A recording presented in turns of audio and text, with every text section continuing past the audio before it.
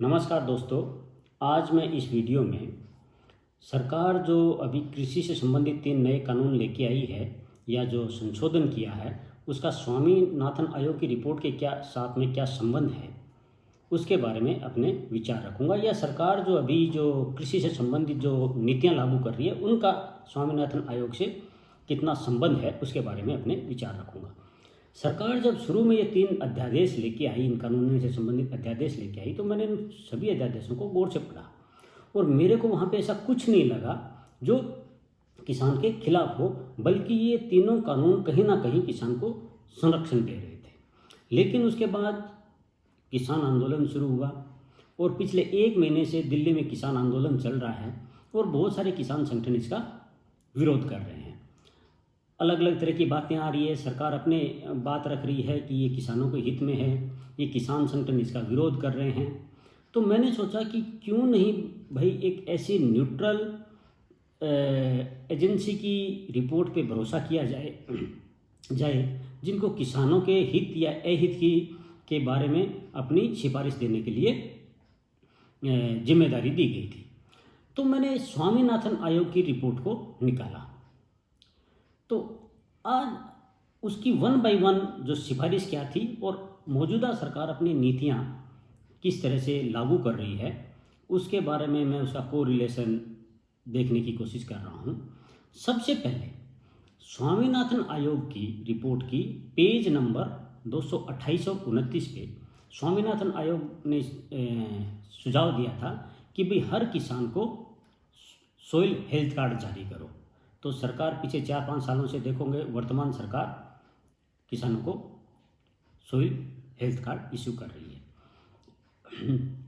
दूसरी सिफारिश थी जो पेज नंबर 229 पे ही है, उसमें स्वामीनाथन आयोग ने बोला कि भाई जो परंपरागत सिंचाई पद्धति है उसमें उसकी जगह जो उन्नत सिंचाई पद्धति है उनको बढ़ावा दो, जिसके लिए उन्होंने कहा कि ड्रिप टेक्नोलॉजी वगैरह जो है उसको आप प्रोत्साहित करो। तो उसी सिलसिले में अगर आप देखोगे तो वर्तमान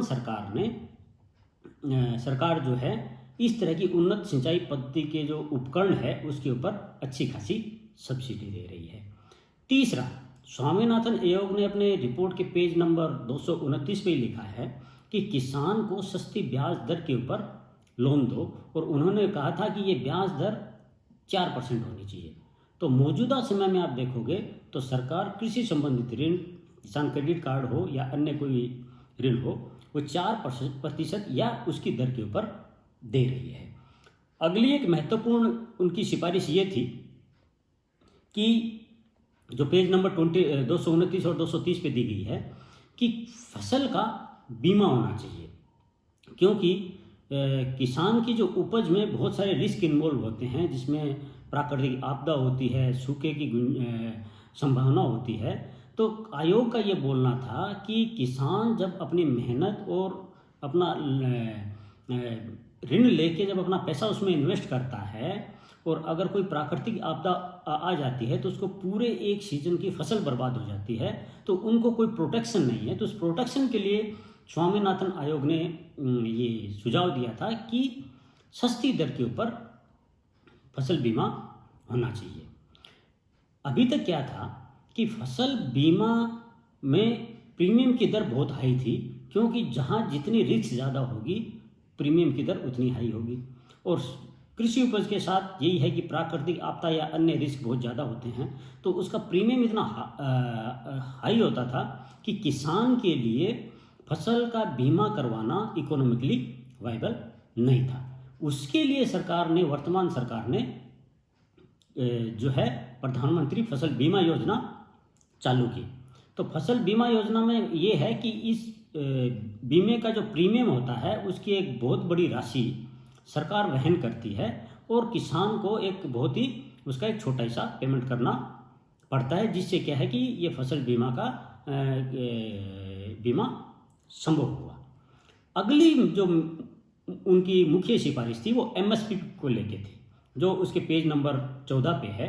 तो स्वामीनाथन आयोग ने बोला था कि भाई आपको, जिस टाइम स्वामीनाथन आयोग ने अपनी रिपोर्ट दी थी तब तक केवल गेहूं और पैडी ही पे ही सरकार एमएसपी देती थी, और स्वामीनाथन आयोग ने ये सिफारिश की थी कि भाई आपको और भी फसलों को एमएसपी के दायरे में लेके आना चाहिए।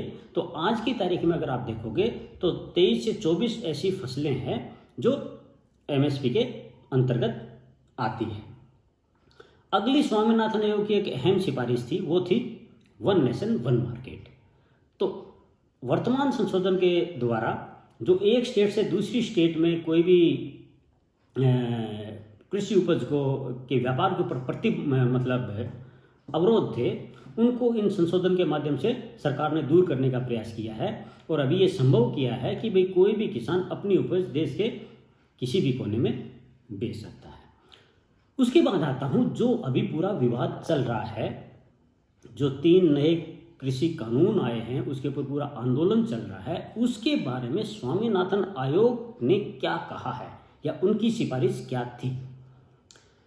स्वामीनाथन आयोग की रिपोर्ट के पेज नंबर 245 पे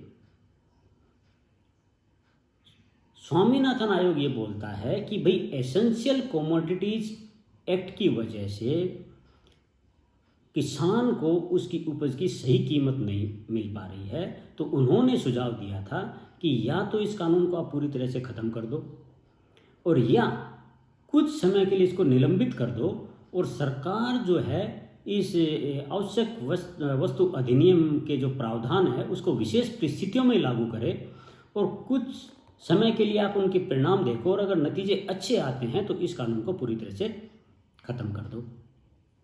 सरकार ने भी नए जो संशोधन के द्वारा क्या किया है, सरकार ने इस आवश्यक वस्तु अधिनियम में जो संशोधन किया है उसमें यही किया है कि भाई सरकार जो है इस अधिनियम के प्रावधानों को विशेष परिस्थितियों में ही लागू करेगी, अदरवाइज इनके प्रावधानों को लागू नहीं करेगी। तो एक हिसाब से सरकार ने खाली उसकी स्वामीनाथन आयोग की रिपोर्ट को ही लागू किया है। अगला स्वामीनाथन आयोग ने अपनी रिपोर्ट के पेज नंबर 248 पे एपीएमसी एक्ट से रिलेटेड अपने विचार रखे हैं। उसमें भी स्वामीनाथन आयोग ने ये बोला है कि भाई जो एपीएमसी एक्ट है वो किसान को उसकी उपज का सही मूल्य दिलाने में सफल नहीं रही है। तो उन्होंने सुझाव दिया था कि भाई किसान को एपीएमसी मंडियों के अलावा वैकल्पिक बाजार की भी उपलब्धता होनी चाहिए। और अभी जो सरकार ने संशोधन किया है उन्होंने यही किया है कि एपीएमसी मंडी जैसे हैं वैसी रहेगी, बट अगर कोई किसान उसको एपी मंडी से बाहर भी अपनी अगर उपज बेचनी चाहे तो उसको बाहर भी बेच सकता है। अगला एक बहुत ही और महत्वपूर्ण उनकी सिफारिश थी कॉन्ट्रैक्ट फार्मिंग से संबंधित। रिपोर्ट के पेज नंबर 15 में ये कहा गया है कि अगर आपको कृषि क्षेत्र में निजी क्षेत्र की अगर आपको भागीदारी करनी है तो आपको फार्मिंग कॉन्ट्रैक्ट को बढ़ावा देना होगा। लेकिन स्वामीनाथन आयोग को भी ये शंका थी कि कहीं ऐसा नहीं कि फार्मिंग कॉन्ट्रैक्ट की आड़ में बड़े कॉरपोरेट अपनी पोजीशन का दुरुपयोग तो ना कर ले, इसलिए उन्होंने सुझाव दिया था कि आप एक मॉडल फार्मिंग एग्रीमेंट बनाइए जो किसान को संरक्षण दे, और कुछ स्पेसिफिक कंडीशन शर्तों को जो है उसमें आप मेंशन कीजिए, जिससे कोई भी कॉरपोरेट या अन्य कोई व्यापारिक संस्थान जो है अपनी पोजीशन का दुरुपयोग नहीं कर सके। अभी सरकार ने जो सरकार जो नया कानून लेके आई है फार्मिंग कॉन्ट्रैक्ट से रिलेटेड, उसमें सरकार ने वही किया है कि जो स्वामीनाथन आयोग कानून की पहली बात यह थी कि कानून की जरूरत क्या थी। जरूरत ये थी कि सरकार इस कानून में मॉडल फार्मिंग कॉन्ट्रैक्ट की तो बात कह रही है कि हम एक मॉडल फार्मिंग कॉन्ट्रैक्ट देंगे, लेकिन मॉडल कॉन्ट्रैक्ट के साथ ये प्रॉब्लम थी कि मॉडल कॉन्ट्रैक्ट की कानूनी बाध्यता संभव नहीं थी। सरकार ने क्या किया कि सरकार एक कदम आगे गई और एक कदम आगे जाके उन्होंने एक इससे संबंधित एक एक्ट बनाया और उसमें कुछ कुछ चीज़ों को स्पेसिफिकली मेंशन कर दिया कि भाई इन चीज़ों से रिलेटेड, जैसे कीमत हो या लैंड से रिलेटेड हो, कि इनके संबंध में कोई भी शर्तें इस तरह की ही होनी चाहिए, जिससे क्या है कि किसी भी कॉरपोरेट को अपनी पोजीशन के दुरुपयोग की संभावना खत्म होती है। अगर आज की तारीख में ये नया कानून आने से पहले की भी अगर बात करो तो ऐसा नहीं था कि इंडिया में फार्मिंग कॉन्ट्रैक्ट नहीं होती थी। फार्मिंग कॉन्ट्रैक्ट होती थी कि जो कमोडिटी एपीएमसी एक्ट के दायरे से बाहर होती थी, जैसे फल और सब्जियों को उनसे बाहर कर दिया गया था, तो उस केस में आज भी फार्मिंग कॉन्ट्रैक्ट होता था, ऐसे इस तरह के कॉन्ट्रैक्ट होते थे। लेकिन मौजूदा कानून में कमी ये थी कि मौजूदा कानून में ऐसा कोई स्पेशल इस तरह के एग्रीमेंट को गवर्न करने के लिए कोई स्पेशल एक्ट नहीं था। तो उसमें कोई भी शर्त दोनों पार्टियां अपनी सहमति से कुछ भी शर्तें रख सकती थी। लेकिन ये नया कानून आने के बाद वो जो है कुछ कुछ चीज़ें उसमें स्पेसिफिकली बताई दी गई है कि इन चीज़ों को आप इनके द्वारा इस तरह से ही करोगे, और अगर कोई भी शर्त उस कानून के अनुसार नहीं होगी तो वो नल एंड वॉइड हो जाएगी। तो अगर आप स्वामीनाथन आयोग की इन सिफारिशों को देखें और मौजूदा सरकार की नीतियों को देखें तो आपको ये समझ में आएगा कि वर्तमान सरकार नया कुछ नहीं कर रही है। वर्तमान सरकार 1 बाय 1 जो स्वामीनाथन आयोग की जो सिफारिशें थी उनको ही लागू कर रही है। और ये कृषि संबंधी कानून का जो संशोधन जो है वो उसके बाजार से रिलेटेड एक हिस्सा है। तो जैसे मैंने 1 बाय 1 डिस्कस किया, स्वामीनाथन आयोग ने क्या सिफारिश की थी। स्वामीनाथन आयोग ने बात की थी कि सॉइल हेल्थ कार्ड इशू करो, उन्नत सिंचाई पद्धति को आप प्रोत्साहित करो। तीसरा उन्होंने बोला था कि सस्ती दर पर किसानों को ऋण दो। चौथा बोला था कि फसल बीमा होना चाहिए सस्ती दरों पे। पांचवा बोला था कि एमएसपी में ज़्यादा से ज़्यादा फसलों को एमएसपी के दायरे में लेके आओ। छठा बोला था कि 1 नेशन 1 मार्केट होना चाहिए। सातवां उन्होंने जो कृषि से संबंधित एसेंशियल कमोडिटीज एक्ट में संशोधन की बात कही थी, एपीएमसी एक्ट में संशोधन की बात कही थी, और एक मॉडल फार्मिंग एग्रीमेंट की बात की थी। तो और अगर इन सिफारिशों को देखें और वर्तमान सरकार जो पॉलिसी लागू कर रही है उनको अगर देखें तो ये समझ में आ रहा है कि वर्तमान सरकार नया कुछ नहीं कर रही है, वो खाली स्वामीनाथन आयोग की सिफारिशों को 1 बाय 1 लागू कर रही है। अब आज अगर बहुत जगह आप टीवी डिबेट में देखिए, बहुत राजनीतिक दल आते हैं या कृषि एक्सपर्ट आते हैं या टीवी एंकर भी जब अपनी डिबेट कंडक्ट करते हैं तो मेरे को ताज्जुब होता है कि कोई भी आदमी स्वामीनाथन आयोग की रिपोर्ट को लेके नहीं बैठता है। अगर आप खाली उसकी एग्जीक्यूटिव समरी को भी लेके बैठो और उसके ऊपर अगर आप बहस करो तो आपकी आधी सी चीज़ें क्लियर हो जाएगी। तो मेरा ये मानना है कि भाई ये जितने भी आंदोलन हैं उनके पास उनको जो है सही जानकारी नहीं दी जा रही है, और जो लोग इनको विरोध कर रहे हैं तो उनको एक चीज़ अपनी स्थिति क्लियर करनी होगी कि क्या वो स्वामीनाथन आयोग की सिफारिशों को मानते हैं या नहीं, और अगर वो उनकी सिफारिशों को मानते हैं तो उनको इन कृषि कानूनों के विरोध का कोई कारण नहीं है, और अगर वो मौजूदा कानूनों का विरोध करते हैं तो उन्हें पहले स्वामीनाथन आयोग की रिपोर्ट को खारिज करना होगा।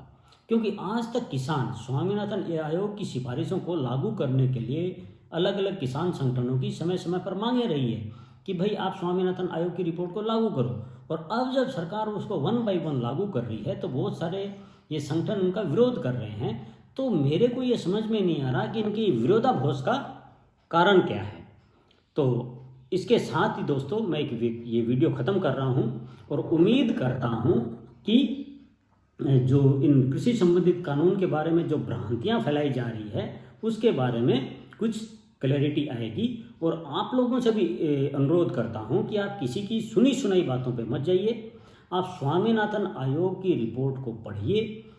ये 200 से ज़्यादा पेज की रिपोर्ट है, आपको इतना पूरा रिपोर्ट पढ़ने की ज़रूरत नहीं है। अगर आप उसकी एग्जीक्यूटिव समरी को ही पढ़ लोगे तो आपको पता चल जाएगा कि इस पूरी रिपोर्ट का निचोड़ क्या है। इसी के साथ मैं इस वीडियो को ख़त्म कर रहा हूँ। धन्यवाद।